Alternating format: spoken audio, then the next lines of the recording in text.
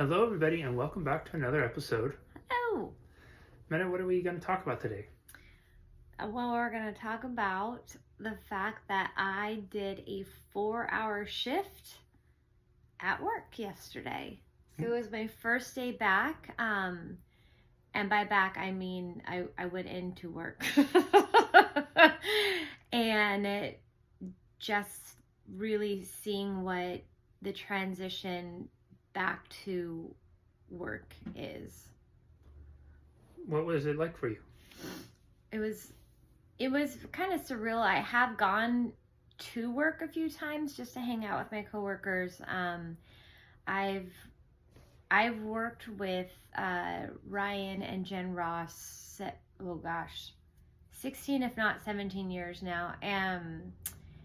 As a nanny, and then I transitioned over to working for Dr. Ross full time. In 2013. So I've known this family for a really long time. So it's like going home every time I go into the office now. And they've been nothing but incredible and kind, and they have made having brain cancer as effortless as possible this whole time. Like having brain cancer, meaning like they're not forcing me to go back to work, they're not forcing me to do anything, they're always checking in on me, seeing if I need anything. And it's also a reason why I kind of want to go back to work, is I do miss them. They're like my family, and it was almost like a return to going home. Yeah, I was going to ask you about that. What was the emotion like for your coworkers and for you? Well, it was just kind of a last minute that I decided Monday was going to be the one time I tried a 4-hour shift. So it caught everybody on surprise, because I think it wasn't even until like the Sunday before that we were like, oh yeah, let's definitely try 4 hours.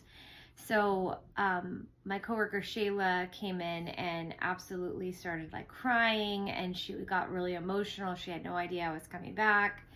Blake, it was awesome to see Blake. We were talking about it, so she knew. And Lisa, I think Blake gives some of the best hugs ever. She does. She's the best. She does. She's an incredible hugger.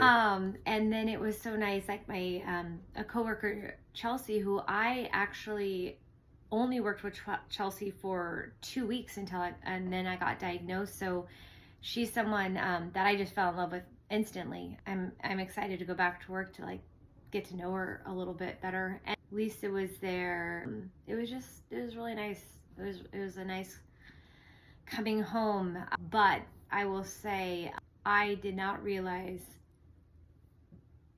how do you explain it? Like, I didn't realize how many deficits I had on my right hand side until I had to use a mouse, and that did not go over well. It took me 3 hours to remember how to use a mouse and how to like press the button, and it is going to be a long road to like some normalcy at work. And just to be clear, this going back to work, this was a very small part-time, just experimenting to see if it's something that you can even do. Yes. Right? So it's not like you're charging back in their full thing. It's also, they're kind enough to take into account experimenting with different things, seeing what your capabilities are, also being respectful of when you're doing treatment, there's not going to be anything there. So they really are, they love you so fiercely and fully that they will, do whatever they can to accommodate. You get there, you realize it's hard to use a mouse. Hard to use a mouse, and then also using a program that I've used for 13 years is like foreign to me. And I mean, like my diagnosis, like everything just stopped. Like it was like I went on a hike, diagnosed with brain cancer, and then just like holy shit, my whole life had changed. So it's not like I was able to go into work and clear my desk and do something. I mean, it was like she was here on a Friday, technically not fully functioning because I was not doing well that day. And then, now almost 7 months later, trying to go back to something that I thought was going to be easier, not easy, but familiar, and it might have well been a foreign language. It's amazing how quickly life can happen, Yeah. isn't it? And it's one of those things that, gosh, knowing that life can happen so quickly, the great opportunity is really deepening gratitude. Yeah. Life is happening now, not behind us, not in front of us, but just right now. What was it like to see or interact with some of the patients? There was quite a few that cried. It was really sweet because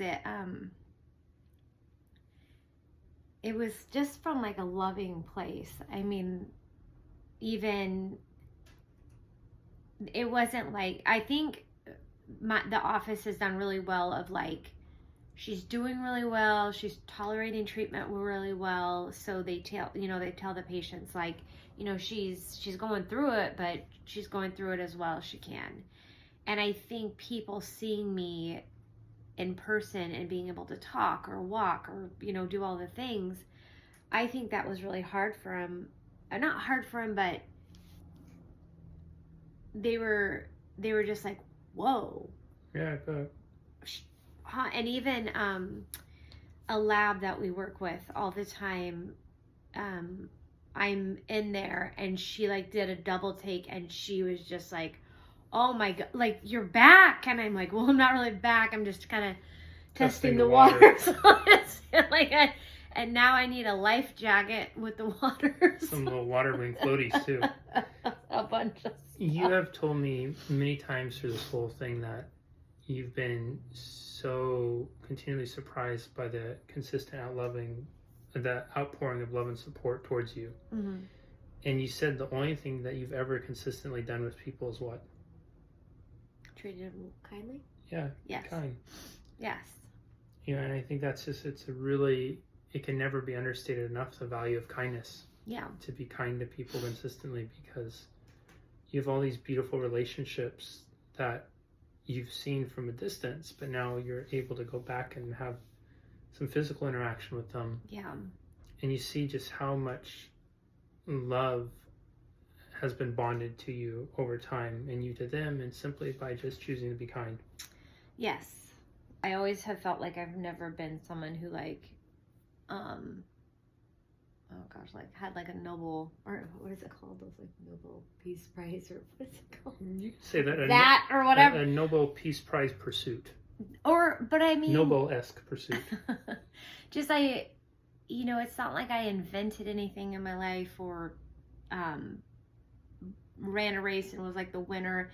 But I've always been consistently kind, and I feel like I'm a thoughtful listener, and I do feel that I have had so much love in return solely just because I just treat people well. It's an interesting thing, Amanda, is there's such an emphasis placed on creation, doing, right? Creating some invention. Yeah. Doing some extraordinary thing, and that we have somehow equated that to being enough, or to being worthy of receiving praise, love, acceptance, whatever it is. We talked about this before. We really are human beings, not human doings, and just a simple act of being kind consistently over and over again to people, the simple act of being yourself and extending that to people. And gosh knows how many hundreds of people over the years where they've had rough days, they've had things going on in their life, they felt the world was against them, and you simply being kind was enough to get them. Oh, Olivia. That's my baby girl. And get them, pull them out of the dark a little bit and bring a little bit more light and love into their life. So now that Livy's ruined my poignant monologue, we'll just wrap it up and simply say kindness is certainly one of your superpowers. Yes. And I love that you allowed yourself to experience the reciprocal portion of that and see just how impactful that's been. Yeah. Yes. And if anyone knows how to use a mouse, please let me know. All right, everybody. We will wrap it up there. As always, thank you so much for your love and support. We deeply appreciate each and every one of you. We hope you're doing well. We hope you're having a wonderful day, and we will see you back here soon. Bye-bye.